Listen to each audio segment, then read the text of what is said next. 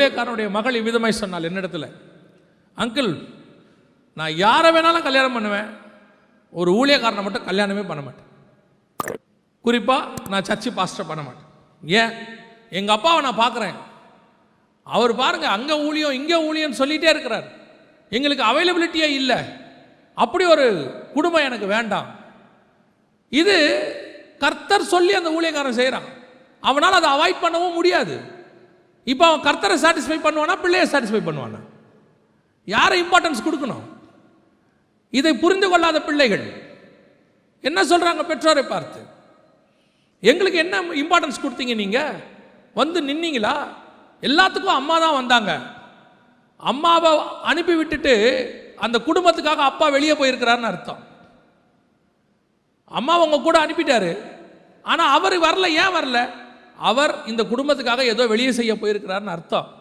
ஒரு ஊழியக்காரனை பார்த்து அவனுடைய மகள் கேட்ட கேள்வி, எங்க அப்பாவுக்கு அன்பே கிடையாது, எங்க அப்பாவுக்கு என் மேல பாசமே கிடையாது, அவருக்கு எல்லாமே ஊழியம் தான், ஓடுறாரு.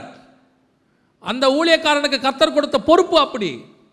அந்த ஊழியக்காரன்ட்ட கர்த்தர் கேட்கிறாரு, உன் பிள்ளையா நானா? அவன் ஒன்றும் பிள்ளைய பலி கொடுக்க போகல, ஊழியத்துக்கு போறான். ஆண்டவர் சொல்றாரு, போ அந்த இடத்துல போய் 4 ஆத்துமா இருக்குது, போய் பேசு. பொண்ணு சொல்லுது, என் கூட கடைக்கு வாங்க, எனக்கு ட்ரெஸ் எடுக்கணும். பிள்ளை கூட போய் ட்ரெஸ் எடுக்கிறது முக்கியமா, 4 ஆத்துமாவுக்கு போகிறது முக்கியமா? இப்போ அந்த தகப்பனுக்கும் ஆசை இருக்குது, மக கூப்பிட்றா, என்ன செய்யணும், போய் ட்ரெஸ் எடுத்து கொடுக்கணும்னு. ஆனால் அந்த இடத்துல ஆண்டவர் சொல்கிறாரு, இந்த இடத்துல ஒரு மினிஸ்ட்ரி இருக்குது, உடனே போ, 4 ஆத்துமா நரகத்துக்கு போயிடும்.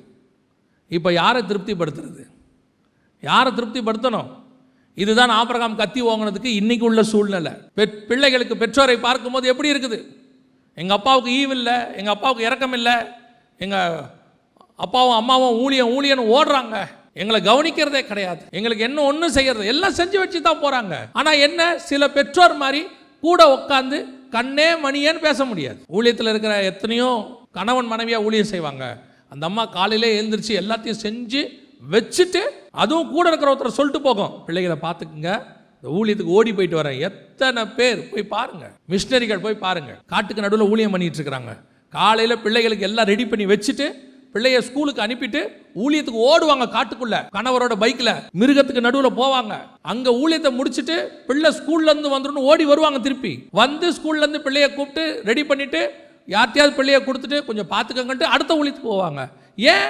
கர்த்தர் அவங்களை அழைச்சதே ஊழியத்துக்கு தான், அதுக்கு தான் அங்கே போயிருக்கிறாங்க. அதுக்கு நடுவில் பிள்ளையும் பார்க்கணும். இந்த தியாகம் இன்னைக்கு இருக்கிற பிள்ளைகளுக்கு தெரியல.